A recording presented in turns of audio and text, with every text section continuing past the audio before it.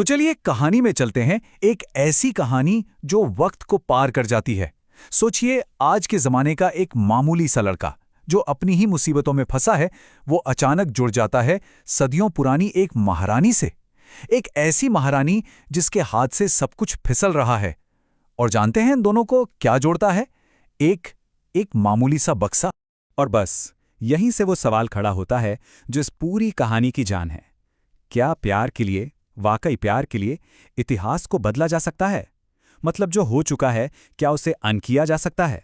तो कहानी में दो लोग हैं जिनकी दुनियाएं जमीन आसमान का फर्क है दोनों में।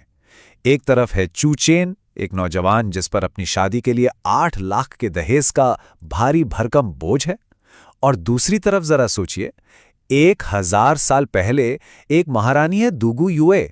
वो फुलोंग पास में दुश्मनों से घिरी हुई है और उसके लोग, उसके सैनिक भूख से मर रहे हैं। दोनों अपनी अपनी जगह पर जिंदगी की सबसे बड़ी जंग लड़ रहे हैं। तो कहानी का पहला हिस्सा, दो दुनियाओं को जोड़ने वाला वो बक्सा। ये एक ऐसी विरासत है जो किसी पुल की तरह वक्त के दो किनारों को जोड़ देती है। चू चैन को अपने घर के एक पुराने, लगभग वीरान से मंदिर में अपने माँ बाप का छोड़ा हुआ एक धूल से ढका बक्सा मिलता है। अब उसे क्या ही पता था कि ये मामूली सी दिखने वाली चीज असल में एक पोर्टल है, एक दरवाजा जो किसी और ही जमाने में खुलता है। और जैसे ही वो उस बक्से को खोलता है, उसे एक आवाज सुनाई देती है। ये आवाज है महारानी दुगु युए की, एक टूटी हुई बेबस प्रार्थना। वो अपने देवता से भीख मांग रही है कि उसके राज्य को इस संकट से बचा ले, और बदले में सारे अंजाम वो खुद भुगतने को तैयार है। अब आता है कहानी का दूसरा मोड़, एक महारानी की मजबूरी, और कैसे आज का मामूली खाना उस जमाने के लिए एक चमत्कार बन जाता है। और बस यहीं से शुरू होता है एक बड़ा ही अजीब लेन देन। चूचेन पहले तो बस मजाक मजाक में उस बक्से में फ्राइड चिकन जैसी चीजें भेज देता है। महारानी के लिए तो ये मानो भगवान का भेजा हुआ प्रसाद था। वो शुक्रिया अदा करने के लिए बदले में उस बक्से में अनमोल शाही जेवर रख देती है। और बस इसी पल चूचेन को समझ आता है कि वो कितना कितना अमीर बन सकता है। पर सोचे, महारानी के लिए ये सिर्फ खाने की बात नहीं थी। सवाल था 13,000 जिंदगियों का। पूरी की पूरी फौज और आम लोग सब भुखमरी की कगार पर खड़े थे। ये बोझ कितना बड़ा रहा होगा, हम शायद अंदाजा भी नहीं लगा सकते। कहानी का तीसरा हिस्सा, रिश्ता बदल रहा है। जो देवता था वो रक्षक बना, और रक्षक शायद पति। एक गुमनाम सा लेन देन अब धीरे धीरे मोहब्बत की शक्ल ले रहा था। और फिर वो एक पल आता है जो सब कुछ बदल देता है। चूचेन उसे मजाक में कहता है, जब तुम कह चुकी हो कि तुम मेरी हो, तो क्या तुम्हें मुझे पति नहीं कहना चाहिए? ये एक छोटी सी मजाक में कही बात थी, पर इसने उनके रिश्ते को एक नई पहचान दे दी।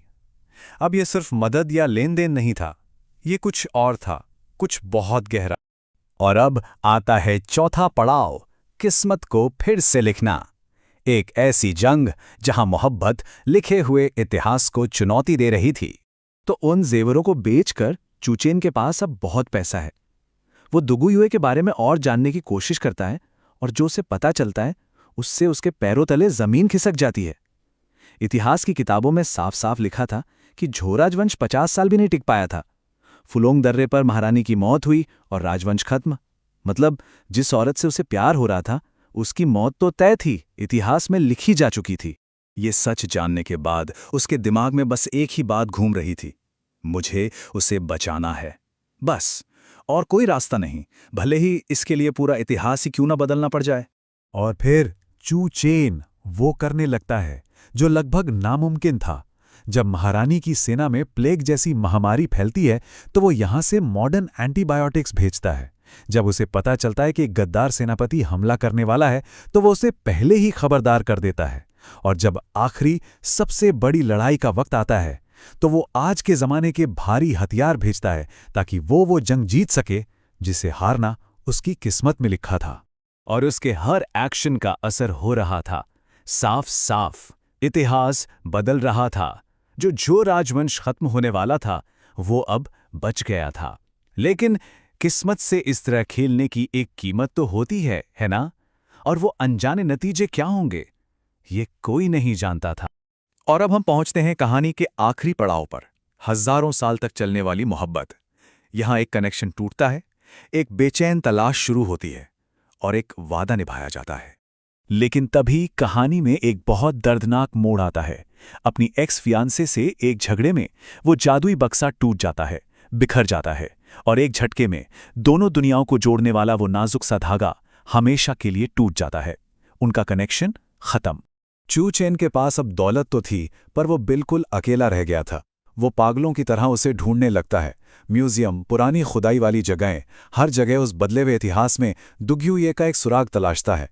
उसे पुराने रिकॉर्ड्स में एक देवता का जिक्र मिलता है जो खाना भेजता था, और फिर एक दिन उसे उस देवता की एक शाही तस्वीर मिलती है, और वो तस्वीर वो उसी की थी। और आखिर में सालों की तलाश के बाद उसे दुगुयुए का वो आखिरी संदेश मिलता है जिसे उसने सदियों तक संभाल कर रखा था। उसकी वसीयत में लिखा था, अगर समंदर सूखकर रेगिस्तान बन जाए और खेत बंजर हो जाएं, तब भी मैं तुम्हारे इंतजार करूंगी। सोचिए, ये सिर्फ शब्द नहीं थे, ये 1000 साल का इंतजार था।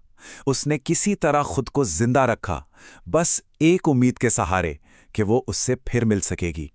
ये उसकी मोहब्बत का सबसे बड़ा इम्तिहान था, सबसे बड़ी कुर्बानी। और हां, आखिर में 1000 साल के उस लंबे, कभी न खत्म होने वाले इंतजार के बाद वो वादा पूरा होता है। दो प्यार करने वाले जिन्हें वक्त ने जुदा कर दिया था, वो फिर से मिल जाते हैं। तो ये कहानी खत्म होती है, पर एक सवाल छोड़ जाती है। क्या मोहब्बत में वाकई इतनी ताकत हो सकती है कि वो वक्त को भी मात दे दे? शायद कुछ रिश्ते ऐसे होते हैं जिनके लिए सदियों के फासले भी बस एक पल जैसे होते हैं।